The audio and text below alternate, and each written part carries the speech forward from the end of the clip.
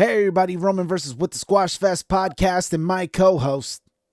Hey, Ilya Dragunov, I'd like the United States Championship match too, since you're giving away like candy. Your facts, It's the right? boy Harm. This man is just, it don't matter who it is. This man said, I really want to continue the tradition of the United States Championship Open Challenge, and we're going to do this every week, even though I think we've done it. Has he done one against Carmelo already, or Yes, did he did. try to do... No, this is the second one. Okay. I think new rule. Mm. You get one shot at an open challenge. It should be one shot. Once you use it, it's done. You can't go for an open challenge. You want to have an extra title opportunity, you got to get into a feud with somebody. I don't think they can actually use that rule, but there needs to be something. Because I think it would be dope if you get the one shot and you can't challenge again unless it's a new champion. Yeah, but then what happens if the champion just continues to win everything? Then he runs out of challenges. No, that's when you get, you use the other brands, the other shows, and you elevate other talent. Story-wise, there's not going to be a guy that's going to win every single week and defeat everybody. There's so many people, to the point where they're even using just tag teams, where one will challenge one week and then the second part will challenge. Like, there are so many superstars. There's no way you can run out. I do like the fact that even though we have the open challenge, they've tried to make a story out of it. I was thinking about it before. It's like when Cena did it, he was just matches until Kevin Owens debuted and then, took the title off of him. When actually, no, he didn't take the title off of him. He beat him in a non-title match, and then Cena kept winning. Kevin Owens got the United States Championship later over somebody else. I forgot who beat Cena for the championship when he had it. Yeah. When Sammy did it, there was no story. He was just doing match after match after match. At least with Ilya Dragunov, they've created a story using Tommaso Ciampa that's funny and it makes sense. Yeah. And it takes them out of the tag division a little bit.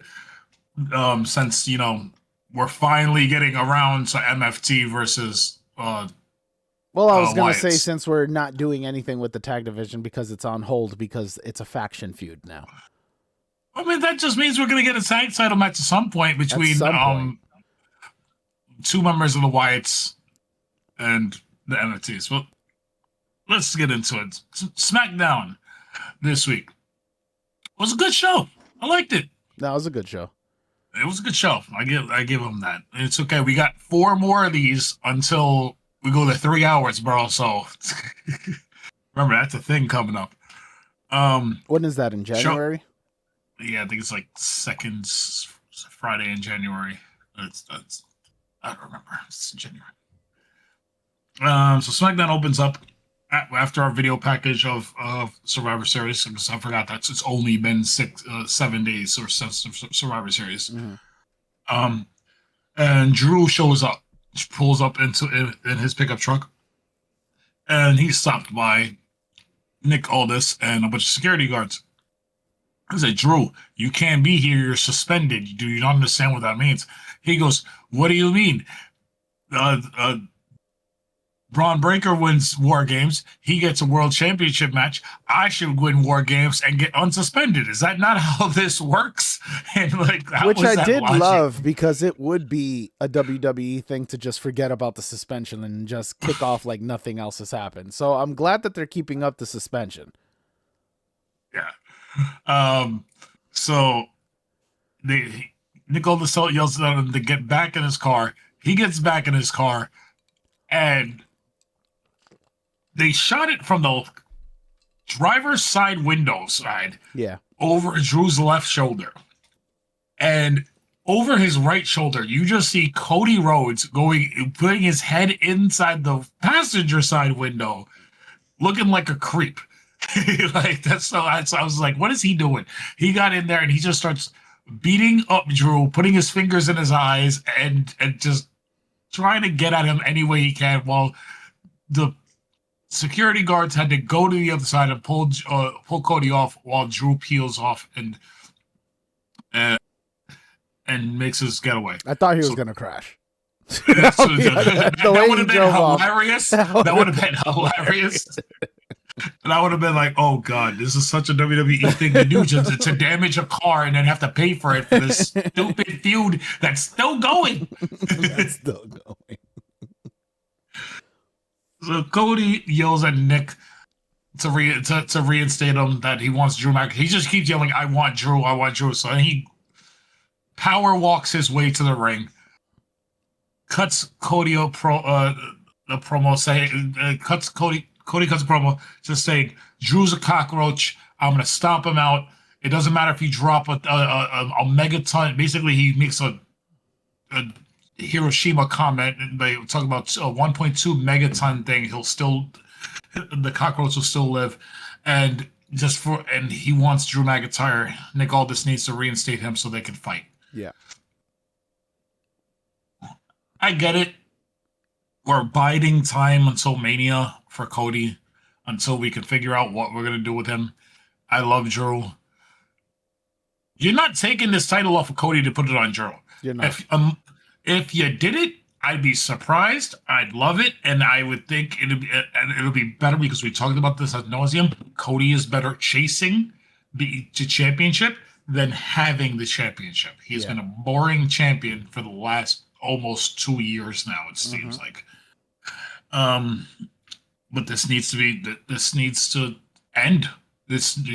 And then we talked about potential future opponents for Cody after Drew, and we thought we were going to get Aleister Black. Well, apparently not, because we got 1 week of that, and then it's right back for Aleister Black versus Damian Priest. So, which was stupid because this Aleister and Cody feud would have been epic, and it's believable that he's a legitimate contender. It's someone who's legitimate enough that can take that belt off him, even if you don't quite do it. It's still legitimate to the point where it will be entertaining. You know what I mean? And they just, again, they want to give us the same old rehash. And I don't understand what's going on, that they just love rehashing the same thing that they just gave us. If you want to rehash something that you gave us years ago, I'm cool with that because it's fresh in the sense that it's new participants, so on and so forth, whatever. A lot of these stories are recycled anyway. It's fine. But when you're trying to recycle something that you just gave me a month ago, it's a big ass problem. What are we doing? this has been going on since before WrestlePalooza. Like that's how long it's been. Yeah. And we'll just get right into the Aleister Black stuff now. Before I forget. So we had 2 dueling segments. Yeah. One with the Terror Twins, and basically Damian Priest and Rhea Ripley are saying you bit off more than you can chew. You forgot who we are. We're the Terror Twins. Zelina, I don't know why you put your hands on him.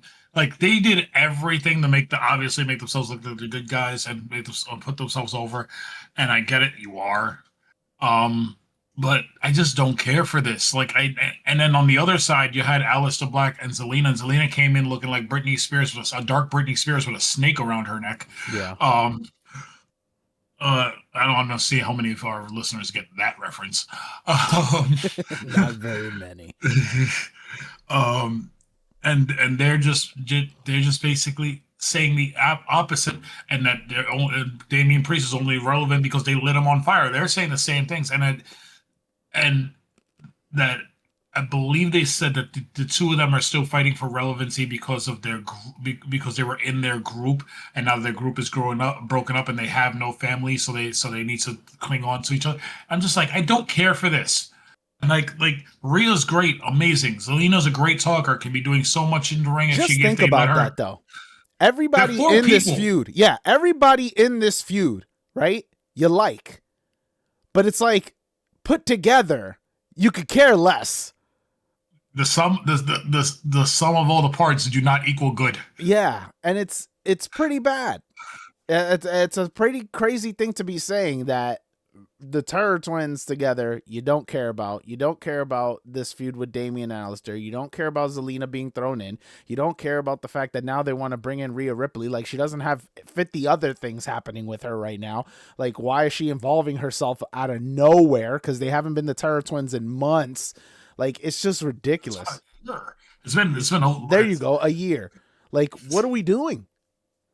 Also, wasn't Rhea just on Raw Monday saying her and Io are going for the tag team titles? Yes. And then they got beat down by Did Judgment she get Day so beat down that she just decided to pivot to going over SmackDown? Like, what happened? I don't know. Is she gonna be doing double duty on both shows? I wouldn't be surprised. I would not be surprised though, to be honest, that she's doing both. They want all the star power on both shows. So, by the way, also during this promo, and I noticed it because we are from New York, Damian Priest has never looked or sounded more New York Rican in this promo. Like, and his first line, he says "talk," and he said it "talk," and I heard it, and I'm just like, oh god, he sounds like me. He sounds like me sometimes. like it's like he sounds like he's straight out of the Bronx. I know he is, but I'm just like, wow. Oh god. All right, so then we get our first match. So Carmelo's making his way through the back, and actually before he didn't make his way through the back, you got to focus on Axiom's mask, and it's DIY, and they're sitting there, and Johnny Gargano is trying to hype up Tommaso Ciampa, and Tommaso's like, I'm gonna go do the United States Open Challenge tonight, and I'm gonna win. I'm gonna win it. And then Johnny Gargano looks on him. He goes, "Yeah, you win that, and then we can go back and get our tag team titles." And he kind of ignores him. He definitely did. He's not trying to hear that right now. No, he ignores him. He goes, "You're talking to the future United States champion," which is, to me, the same story we just did with Miz and Mello. Mm-hmm. It's the same exact story. Mello wanted the United States Championship. Miz wanted to focus on the tag team division. Miz was getting pissed off because Mello wasn't paying attention to the tag team. Yep. So it's the exact same thing. So then Mello walks by, and he looks at him, and he goes, "Well, you're going to have to wait your turn because I got next." And then he looks at Gargano's shirt and reads it and looks at Tommaso Ciampa, and he goes, "Jackass." and he walks away, and Candice LeRae goes, "It says don't call him a jackass." And Gargano looks at him and he goes, "He can't read." Yeah. And I'm just like, what? Okay, whatever. So we have the match. Ilya Dragunov versus Carmelo Hayes for the United States Championship. Really good match. I like the fact that they're highlighting Mello as a single star and they're giving him opportunities. Don't like the fact that he's still not getting wins, though. He got that one count out win over somebody during the John Cena last time he's on a tournament. I don't remember who he beat. It doesn't matter. He beat somebody by count out and then lost to Gunther. But towards the end, it looks like Mello had a real opportunity to win this match. He's setting up for nothing but net on the top rope. And the referee is dealing with Dragunov, who's laying on his back down. And Tommaso Ciampa pulls Carmelo's leg out from under him, crotching him. And Dragunov did not see it. Mm-hmm. Dragunov got up, hit Torpedo Moscow headbutt, hit H-bomb, and gets the win. All while Tommaso Ciampa, after he had done it, was sitting on the other side of the timekeeper's area so no one can see him, the referee or Dragunov. So Dragunov is making his way back up the ramp, and this is what I do like. That they did the replay? They did the replay, and they're utilizing the replay to help tell the stories, because it's not like the wrestlers are oblivious to what's going on around them in the arena. Yeah. So Dragunov saw the replay and gets immediately pissed and runs into the backstage. Now, Dragunov gets the win, and I understand it's in his character because he wants to uphold the integrity of the challenge. Yeah. He was more pissed than the guy who got screwed. Yeah. Like, if I'm Carmelo Hayes, It's the U.S. Open Championship, It was something more I've like he wanted for just months. accepted it. Yeah, he's like, I'm arguing with the referee, and then when the referee goes, I didn't see anything, I'm sorry, he's just like, Oh okay, man, again. yeah. And that's the last we hear from Carmelo Hayes. If anything, later in the show when Dragunov confronts Nick Aldis and he goes, I want Tommaso Ciampa, you should have either had Carmelo run into that segment and argue with them and be like, nah, nah, nah, I got screwed. I before anybody else gets a shot, I want another opportunity. Or you could have had Carmelo Yeah, but you're gonna go run and that match attack. a third time, bro. We just discussed that they did this twice. I'm aware. I'm just saying, but my No, storyline and storyline logic wise, it wise, makes perfect sense. Legitimately, don't want to see that a third time though. yeah, I know. But now, what are we gonna do with? We're gonna get Carmelo Hayes versus Tommaso Ciampa after next week's match, where we got Ilya Dragunov and Tommaso Ciampa now. Mm. Like, I mean, because there was nothing to motivate that later in the show. At least I could have had a backstage with Carmelo and Tommaso, or Carmelo and Gargano, or something to motivate that down the line. Yeah. Yeah. So yeah, later in the show, I forget who Nick Aldis was talking to. Nick Aldis was talking to somebody when Ilya walked up on him. Because it was just Ilya yelling at him and saying, uh, he blasphemed the sanctity of the thing. I want a Tommaso Ciampa next week, and he gets rewarded with the United States Championship match. I don't remember who he was talking to. It's blinking me. I don't. Mm. That's what you got your note thing on the side for. Hopefully, it'll tell me in a second. Excuse me. All right. So then we get Kairi Sane versus Alexa Bliss because of what happened on Monday. Mm-hmm. This is a good enough match. It's fine. It was all to get to the end. Alexa does win, just does beat Kairi Sane. And then was this one? This is when those two came out. Lash Legend and Nia Jax hit the ring. Mm-hmm. They take out Alexa and Charlotte. They take out Asuka. Immediately I saw this. I'm like, are they going to have this feud and have the Kabuki Warriors be babyface? Because this was a super weird. Yeah. Yeah. So they go for. She goes for. What is Yokozuna's bomb called? The Annihilator. She goes for Annihilator on Kairi Sane. Asuka makes the save. The larger heels hold up the tag team titles, so let them know that they're coming for the titles. But it was fine. Alexa and Charlotte are growing as baby faces. Their backstage segment where Kathy Kelly was amusing. It was amusing. I will say it was entertaining. Usually I don't like their segments, but it was actually entertaining this time. Yeah, so. But yep. But now we're gonna get next week. We're getting Alexa Bliss versus Lash Legend. Did they announce that? I missed that. Why not Charlotte versus Lash Legend? I thought the same thing. That's what I was gonna ask you. My first thought was, is Charlotte hurt? Because now that's gonna be 2 weeks in a row where Charlotte isn't competing, but Alexa Bliss is. I don't think so. You don't think so? I don't think Charlotte's hurt. No, I don't think Charlotte's hurt. She got physical in the ring with them this week. She just didn't have a match. It's just weird. Yeah. Like why? It looks like we're pushing Alexa right now. I mean, they should have pushed Alexa. Alexa's money. Alexa's great. What I'm saying is they don't need to push Alexa. She's not. She's great, as you said. And they need to push 14 times Charlotte Flair? Yes, because we still, at any moment, it can go right back to what it was a second ago. Booing her again? Yeah. So we got Jade Cargill and Alba Fire next. This was what it was. This was 3 minutes.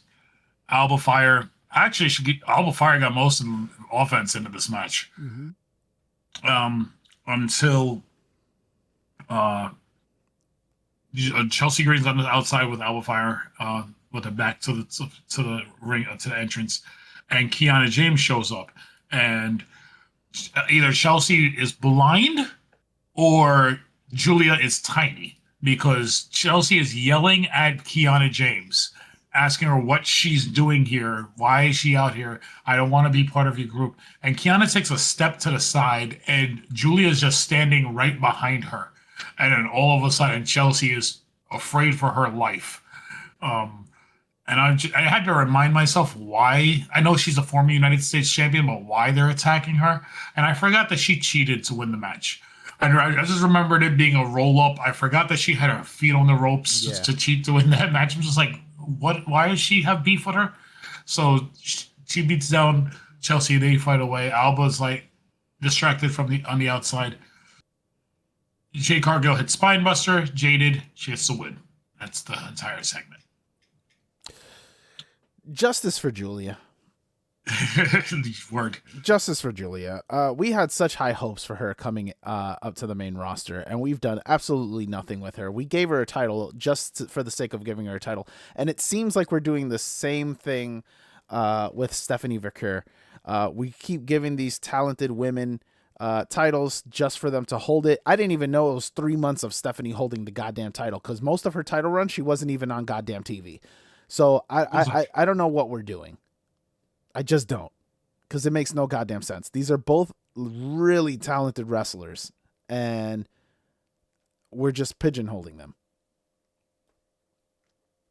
Stephanie Vercure, they have tried to put her in feuds where people care. How can you say that and say that she's feuding with Nikki Bella? How can you say that they tried to put her into a feud where people would care? Because in the WWE mindset, putting her against Nikki Bella, a Hall of Famer, somebody who was in your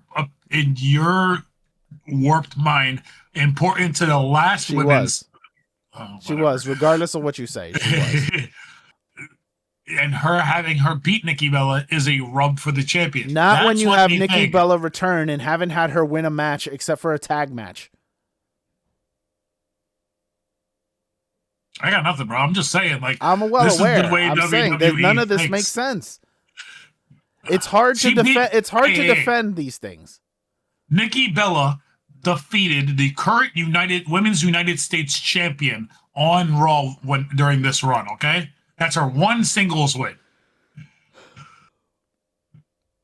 Okay, I'm just saying. You say she only won a tag match. That's not true. She beat Chelsea Green. So we also got a backstage later in the show where Jade's walking by. B-Fab walks by her. B-Fab says nothing. B-Fab is shook. 100%. B-Fab said nothing. Jade stopped and looked at her and said, "You said something?" I'm like, no, she didn't. She was not there. She said nothing. So she's standing there, and all you see is a kendo stick show up between them. And Mia Yim basically tells her, "You got something to say, you can say it to me." And Jade says something, she walks away, and Mia Yim's like, looks at B-Fab, she goes, "Who does she think she is? I'm gonna have to handle that." And B-Fab's like, mm-hmm. And it's just like, and that match isn't even announced for next week. So what are we doing? Like, this is the second interaction between them, and they haven't announced Mia Yim versus Jade Cargill. They better not be holding this out for like a PLE. Because if they hold this out for Mia Yim versus Jade on a PLE, I'm gonna be pissed. Like, it's this grand match. The hardcore legend Mia Yim. Oh God, I love Mia Yim. I think she's a great wrestler. It's just like that's somebody. She's a great wrestler. They've done nothing with her. This is not. She's talented. I don't know about great. Bruh, she used to wrestle more. She wrestles less and less. And I don't mean in terms of not getting matches. I mean in the sense of now when she wrestles, it's all this hardcore crap. She barely wrestles anymore. She had a hardcore match. That was just the one. I'm Chelsea talking about Green that match. she just be running around with kendo sticks and weapons. That's all she wants to do. That's her gimmick. Yeah. When did this happen? It's just a sudden thing that they started doing a few months ago. She's an Asian. Give her a stick. I got nothing. Like, I don't know. I just. What are you saying? Again. Okay. I'm just saying. Solo. Let's talk about Solo's promo. So Solo comes out to the ring. Hey, Solo's promo was great. Solo's promo was great. Solo comes out to the ring, and he says that he's back. His family is fully intact, and now that the Wyatts are basically not the Wyatts are fully intact back, and Uncle Howdy's back.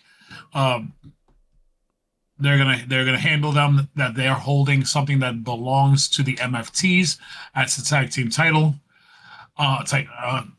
He says, and Uncle Howdy, then he points at the sky. He points at the sky. He goes, "You're doing your best version of him, and you took everything that was his, and basically he took everything that was his, and you don't live up to the last name of Wyatt."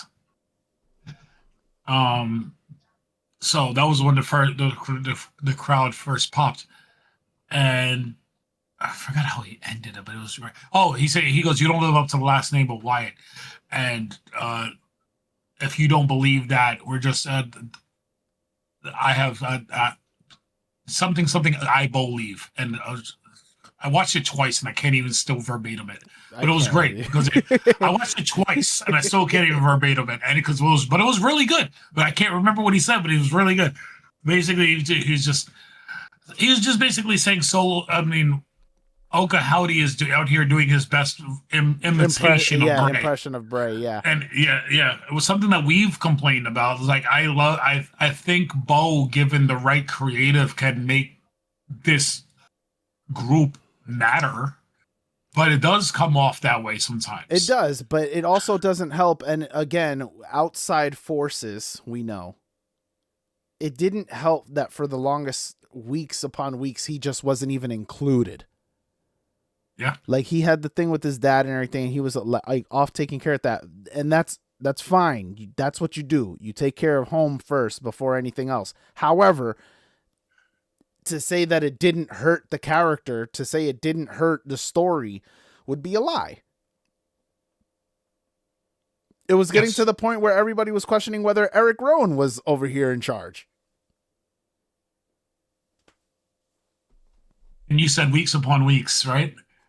If I had to ask you, okay, how long do you think it's been since the Wyatt 6 debuted originally on Raw? I would say a year, no? It's been a year and 5 months. This thing has been a group. And I still feel it hasn't even lifted off the ground. 17 months that this has been a thing. And I was so hyped for this originally. I was so behind it. I was like, oh, they're going to tell this amazing story about talking about grief and loss and delving into human minds and in a way that hasn't been done in professional wrestling, almost on some split stuff, almost on everything. They have dropped the ball with this group so many times, and I don't know if it's because of Bo being hurt at the end of last year and being off TV for months, or like you alluded to, Bo and Bray's father having the heart attack and being in hospice or not in hospice, and him having to be home with the family. Them not having engaging stories, Chad Gable getting hurt. Like there's a lot of things happening that keeps having this group's momentum stop at a certain level. Yeah.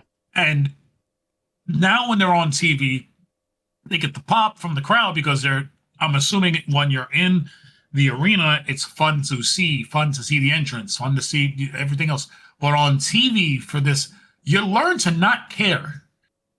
And that's where I am sometimes with this group. I'm learning to not care when the Wyatts are on TV. Until you do something compelling with this group, I might be close to being out on it. Like, I'm very close. And I'm a guy who loved the original Wyatts. I thought all three of them, maybe not Eric Rowan, but the two of the other two could have been world champions. Rest in peace, both of them. One was a world champion, was a TNC champion in AEW, but they could have both been world champions. That initial group was great. This group, it's just like you got a bunch of cosplayers pretending to be something that you're just not hitting that mark right now for me. Yeah. So they fixed the MFT though, because we were complaining about the MFT for a while, and that was just making Solo important. That's you want to make all of them now seem way more important than they actually are. They're doing way more than they actually are. It's crazy, and it only takes a week. That's the crazy thing. You can fumble something for a long ass time, for months at a time, and then fix it within a week. And all you got to do the next week is not fumble. And guess what? Now that's 2 weeks. And all of a sudden our opinions changed and everything is, wow, look at what they're really doing with this group. That's all it took. They can do it with the Wyatt Six. It's been a little more than a week. I mean, I think it started I'm with saying, the no. I'm saying it takes a week to fix the problem, and then once by the second week you don't drop the ball, that's when all of a sudden we're thinking, oh, we got the ball moving. Now we're getting a groove going, so on and so. I know it's been a little longer. I think it's been a month at this point. But what I'm saying is it just starts with a week. It continues with the second week. Because usually what they'll do is you'll have one good week, and then the following week they drop the ball again. So all I'm saying is by week 2, if you could not drop the ball, you got your momentum back. That's it. That's all it takes. The other thing, what they do with the MFTs, like we're talking about Solo getting elevated. Solo's cutting really good promos. Solo had a great match against Gunther on Raw. Like he's doing things that are making him seem important. But then you also got Tama Tonga out here starting a feud with Ilya Dragunov without actually touching Ilya Dragunov, and we're waiting on that because Ilya. Bro, all he's doing is looking in his face or looking in his face, holding a title. Another time he was looking in the face, and then he went, yeah. Like that. That's it. And yet what? Guess what? It's every time he does it, I'm like, oh yeah, I can't wait for this. Mm-hmm. It's intriguing. I'm like, I cannot wait for Tama Tonga to get in the ring with Ilya Dragunov. Like that's gonna be a really good match because Tama can work. But yeah, this is how you build a faction. You make multiple people matter. The other three, and I guess Tongaloa maybe won't ever matter. But Tama Tonga matters because it's the big powerhouse. JC Mateo is out here throwing Nikki Cross around. Like to your point, they need a fifth person to fight the woman, or they need a woman to fight the woman because Nikki Cross is on JC Mateo's back. But yeah, so we'll get into that. So they walk away. The MFTs walk away, leave the ring for Solo. Lights go out. Wyatts jump on the ring apron. MFTs come back. They jump on the ring apron, and we get the brawl, the 5-on-5 brawl. Jason Mateo had nobody to fight because there's 5 men on one side and there's 4 men and a woman on the other side.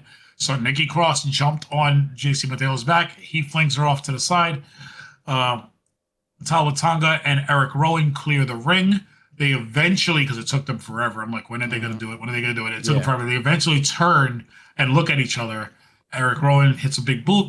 Tama Tonga leaves the ring. Wyatt stand tall. And yep, we're finally going to get that match. Maybe should have happened at Survivor Series. Maybe we'll get it for Mania. Who knows? Or maybe they'll do the thing where multiple members of each group are in the Rumble. I said Mania, I meant Rumble. Maybe we'll do the thing where multiple members of each group are in the Rumble, and we'll extend that story out that longer until we get to a multi-man match at Mania. Who knows? Before we get to the main event segment, unless you have something else to talk about in this MFT. No, I just think it's good. Okay. Before we get to Gunther versus LA Knight, let's talk about the 2 backstage segments announcing matches for the John Cena retirement night, which is next Saturday. It's 6 days away. So we have Miz in the back arguing with Nick Aldis, saying, I defeated John Cena at WrestleMania 27. I should be on the show. And Nick Aldis is like, we know you beat John Cena at WrestleMania 27, but and don't think I didn't see your switcheroo with the papers last week, and you still lost. So no, you're not on the card. And Bailey walks in. I know this is the second of the segments, so the first one was earlier. But this is Bailey walks in and he goes and in front of Miz she goes, "Thank you, Nick Aldis, for putting me on the John Cena show on Saturday Night's Main Event next week." And Miz gets pissed and walks out. And Bailey says, "Who am I facing?" And Nick Aldis goes, and there's a knock on the door. He goes, "Oh, perfect timing." Sol Ruco walks in, and he leaves them to talk. And Bailey basically, she's hyping up Sol Ruca. Yeah. She goes, "You're great, but this is the big time. I'm not gonna hold back." Sol's like, "Well, I'm happy to be on the show, and I'm happy to be facing you, and I think I have a good shot next week." And Bailey goes, I'll be watching you tomorrow night at Deadline." Which if you ever watch NXT Deadline, I highly recommend it. It was a really good show. Sol Ruca did not win her match. So I thought that was foretelling on SmackDown. Like Sol was going to win, become the #1 contender for the NXT title, and then face Bailey. But no, Sol Ruca did not win.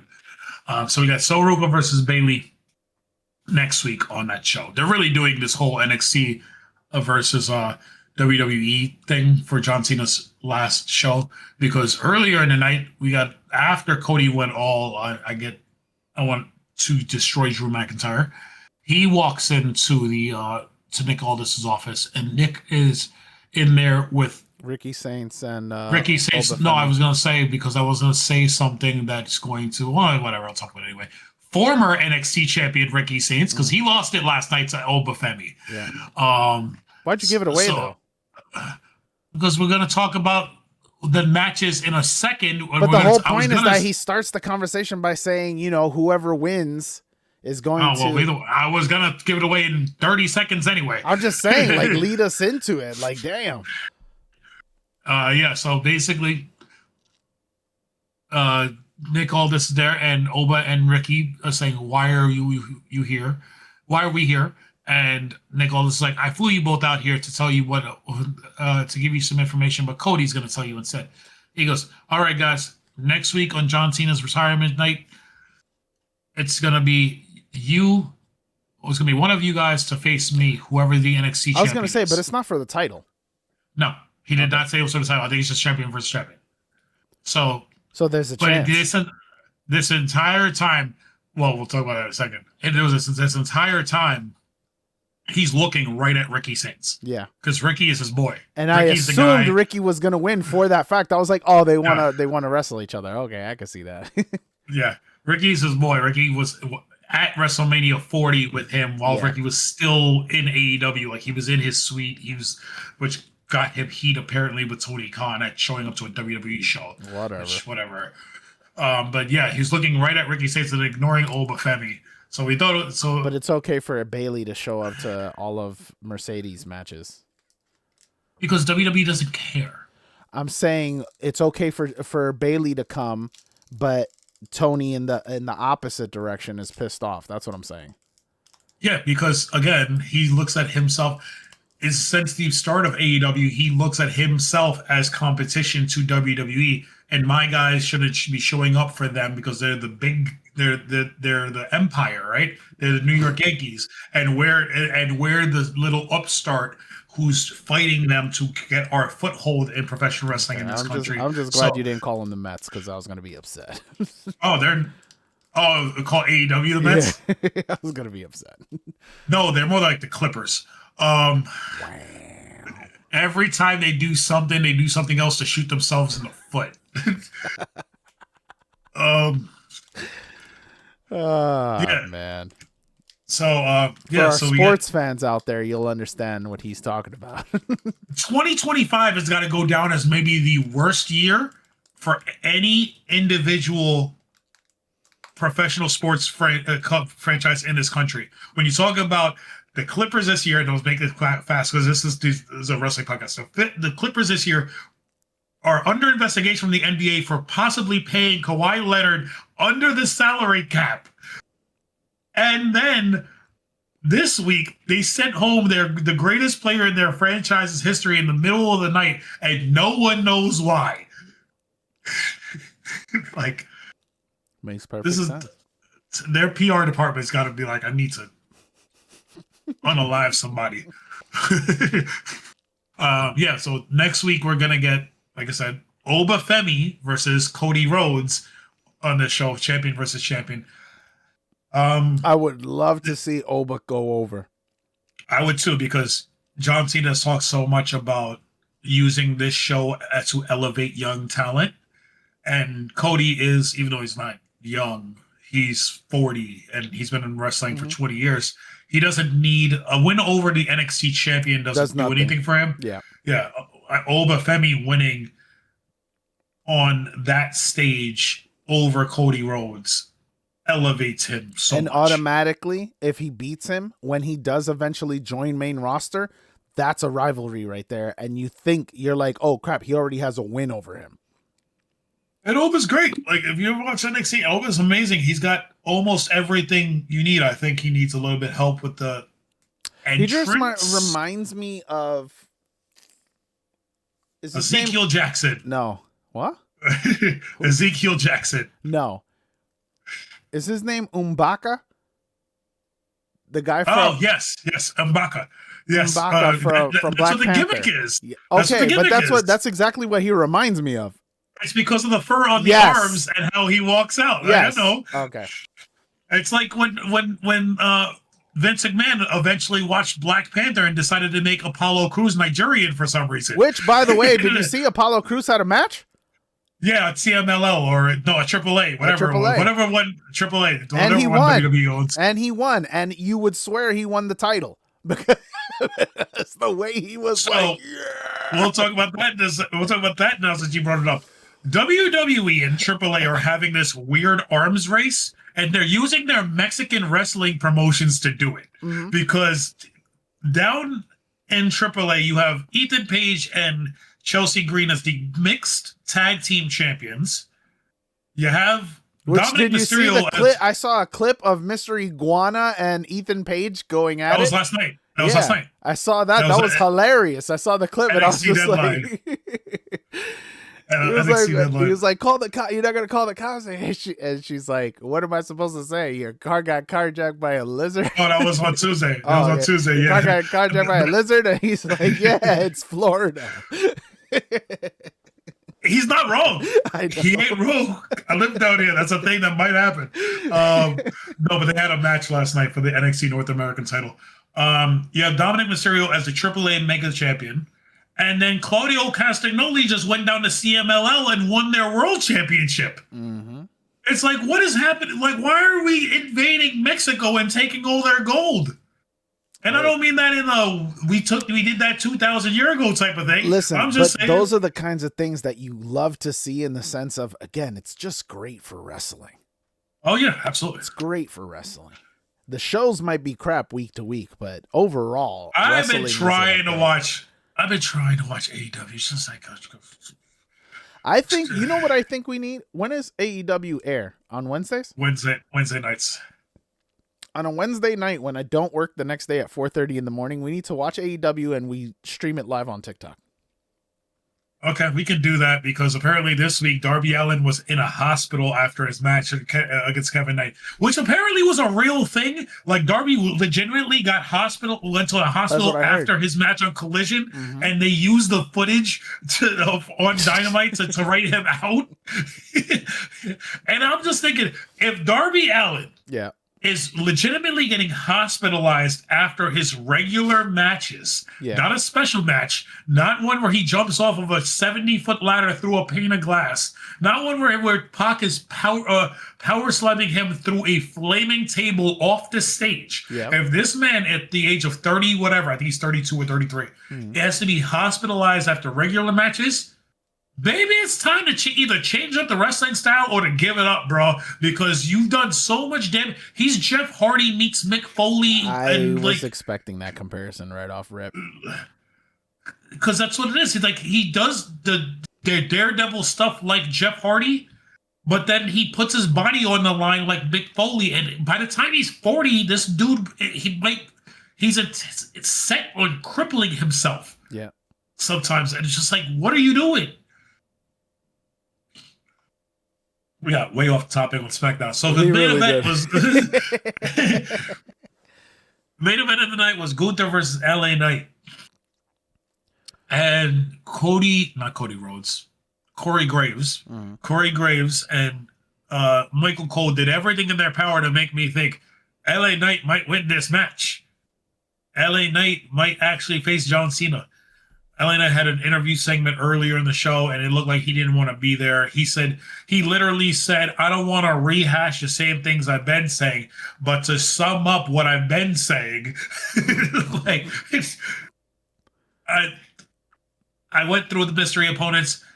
Gunther's great, but I'm going to hit him with BFT. It's going to be 1, 2, 3 the hard way. He hit like 7 different of his catchphrases, and he leaves. Gunther has his interview segment with Kathy Kelly. He says, he just says, Gunther means victory.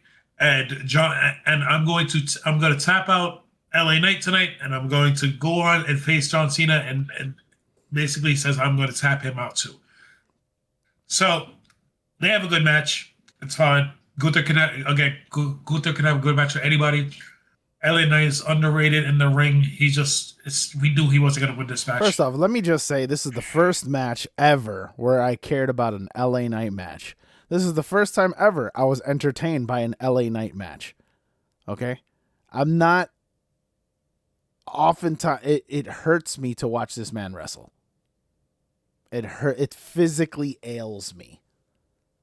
But Friday on SmackDown, I actually cared about this match. They put on a really good match. Cool. So Gunther resolves your LA Knight runs like diarrhea. This is a good match. This is a really good match. But it came down to whether or not Gunther could actually make LA Knight submit towards the end. Yeah. Multiple times going for the sleeper hold. LA Knight gets out of it. And eventually he puts the sleeper hold with the legs wrapped around him. LA Knight powers out. And then I think they called it a cravat. It's basically like a crossface where Gunther's entire body weight is laying on top of LA Knight, but and they made the comparison to John Cena's STF. Yeah. I guess it's the same thing. He just didn't have the leg really wrapped around. Mm-hmm. That's why he said before the match, he said, I want you to pay attention how I win the match. Yeah, that and the tap out. Yeah. So after like 45 seconds in that, LA Knight eventually taps out, and Gunther gets the win. Gunther cuts a promo as the show is going off the air. He basically yells into the camera, John Cena, come December 13th, for the first time in your career, you're going to give up. I'm going to make you tap out. And that's how the show goes off the air. I like the extra added motivation. Mm-hmm. And I think Michael Cole said it when they were going off the air. John Cena had never tapped out ever in his career. I find that very hard to believe that in 20 years there's not one tap out from John Cena. I agree. Is that a thing? I don't know. I'd have to, because John Cena started as a heel. Like, he can't. Are you going to tell me? I know it's a short run as a heel as Thuganomics Cena, but you can tell me Thuganomics Cena never tapped out to anything? Like, I feel like I need to do a deep dive into this. We do need to do a deep dive. I would love to know the answer to this. But yeah, two things that I took away from this match is, number one, what are we doing with LA Knight? We do this every week. We don't need to go rehash this. What are we doing with LA Knight? What are we doing with LA Knight? Take of yours is the same as me going off every single week about Rhea and Io. I knew you were going to say that. Anything else? What are we doing with LA Knight? He's upper mid card guy who puts over somebody else. Let me ask you this. Let me ask you this to make it different. What do you want to do with LA Knight? Very, very, very short Damian Priest style World Championship run. Okay. That's it. Give him the Seth Rollins title, which is currently held by CM Punk. Mhm. Have it be 3 months. Have him tell one compelling story where people can get behind him, and then it sets him up for the rest of his career because he's already 49,000 years old. Who knows how much longer he's going to be wrestling anyway? Like that title needs to be. I don't like to say flip flopped because the other championship we talked about this, the Cody Rhodes Roman Reigns championship, has had three holders since Roman won it in 2020. The other title on Raw needs to swap between people. It started with Seth Rollins. You had Drew McIntyre hold it for like 5 minutes. You had CM Punk hold it now for a few months. You had Damian Priest hold it for a few months. You had Gunther hold it for a few months. You had Jey Uso hold it for a few months. Like that's the title that just needs to. Somebody's been here for 20 years and they've never held a world championship. We're gonna put the Raw title on him. Sami Zayn's gonna win that one. He's not gonna win the Universal title. He's going to win that one in a year and a half. Like, that's a very, very short LA Knight championship run. Have him LA Knight versus Rusev for the world title, but make it compelling. Okay. I can see it. I'm not mad at it. My second come away. I swear to everything I love, if Gunther beats John Cena, I'm not watching. I'm going to not watch for at least a month out of protest. So we talked about this before. I'm letting you know. We talked about this before. John Cena needed to lose his final match. Mm-hmm. We said this before. Yeah. But losing the title back to Dom. Mm-hmm. Do you have John Cena lose his 2 final matches on his way out? No. You can't do it. You can't have him lose. Mm-hmm. And I think that's the point on Gunther, to me, is the guy who can get a really, really good John Cena match out of him. Mm-hmm. Like John Cena has had a few really good matches this year. His second match against Cody was great. His match against Punk was all right. It was whatever. His match against Sami Zayn got no finish because somebody ran in. I think it was the MFTs ran in. Or somebody ran in to attack him both. Yeah. But his match against Sami Zayn on SmackDown, really good match. AJ Styles was a great match. That's a good call. Gunther might be able to get the best match out of Cena this year. Okay. So I really highly believe that. So I think in Johnny Cena's final match, we might get an all-time classic. Okay. Gunther's also the guy that can take a loss to Cena, and it's not going to hurt him. Nope. So and he also doesn't need the bump. If you have Gunther beat Cena, Gunther's thing moving forward is going to be I retired Goldberg. I retired Goldberg, 2 greats, and I retired John Cena, which I guess can elevate him a little bit. I'm the retirer. Yeah, but we did. I mean, it's going back 16 or 17 years. It's a different version of Randy Orton's Legend Killer gimmick, right? Yeah.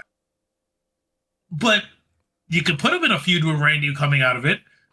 But neither one of them are winning that feud would be going for the world title anyway. So what are we doing? Yeah. Like, because unless you're going to tell me that Gunther beating Cena automatically elevates Gunther into the I'm going to face Cody Rhodes for the world championship, then I don't care. Yeah. That's the only thing. Yeah. But Cena, and I know it's going to be John Cena because he's on this press tour right now and he's giving all these great quotes and everything about WWE's in great hands, and I want to elevate it on my way out.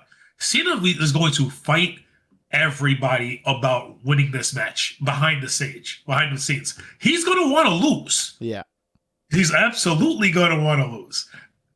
It's up to Triple H and Nick Khan to look at him and be like, "No, this is your final night. Yep, you're going to win." We're going to have the streamers. We're going to have the $700,000 worth of pyro for you. And it's going to be a celebration of John Cena. Yeah. That needs to happen. And I'm not a Cena guy, but I think that moment is the right call. It's the right call because it's going to be bittersweet for the crowds in attendance to cheer John Cena if he just lost.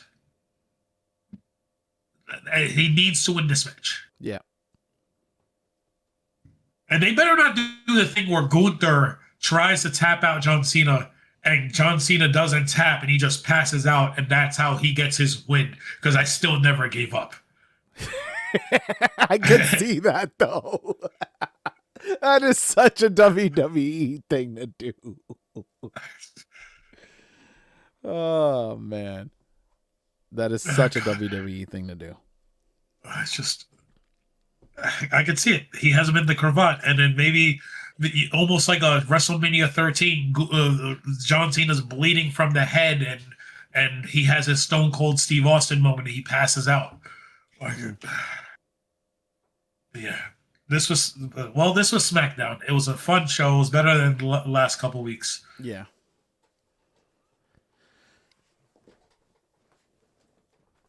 Do you have what is your takeaway from SmackDown as I look up the Raw preview this week? Because I don't even know what's coming up. That's I don't know. Today's Sunday. The Never Seen 17 better win, and again, I like what they're doing with the MFT. That's about it. That's all I got. All right. So announced for this coming Monday Night Raw, Rey Mysterio versus Finn Balor. Okay. AJ Styles and Dragon Lee versus the War Raiders. Okay. And Gunther set to appear ahead of John Cena's final match. Okay. So that's it. I'm okay with that. And then we're gonna get some sort of every woman is Vision. I would say every woman going for the tag team championships. Stephanie McCurry and not EO Liv are gonna have like probably another face to face. That type of stuff. Hopefully Raw's good this week. It's been lackluster the last couple weeks. Actually, Raw last week wasn't bad. Do you want to do an NXT review? No. Okay. Why you keep pushing that? I don't know. I don't know. We got a new NXT champion in Obafemi. No. You know what I would like to do? I want to go live and I want to watch a classic match. Something I haven't seen before. The one that comes to me is always Eddie Guerrero versus Rey Mysterio Halloween Havoc 97. Oh. We can do. I can find another random one. That's a classic match. I can also find a random one. I was also thinking Dean Malenko versus Rey Mysterio, because other than like the WWE Dean Malenko years, I'm not sure if you're familiar with anything Dean was doing in 96. Yeah. 96, 97. No, I know more of his run in WWE. Yeah, no, 96, 97, he was the Cruiserweight champion, and this is how good he was in the ring. He was not even anywhere near the main card because WCW didn't push their little guys. Yeah. But he was the 1996 PWI Insider Wrestler of the Year as the Cruiserweight champion. Nice. That's how good he was in the ring. Nice. Yeah, so yeah, we could definitely do that. All right, let's set up for that. Okay. But yeah, thank you guys for watching. We appreciate you guys as always. A lot of you have been commenting on the side, letting me know that you've been checking out the show, that you've been digging what we're doing. We definitely appreciate the feedback. Please continue to like, follow, comment, subscribe. Follow us on Spotify, TikTok, iHeartRadio, and YouTube. And as always, we'll catch you on the next one. It's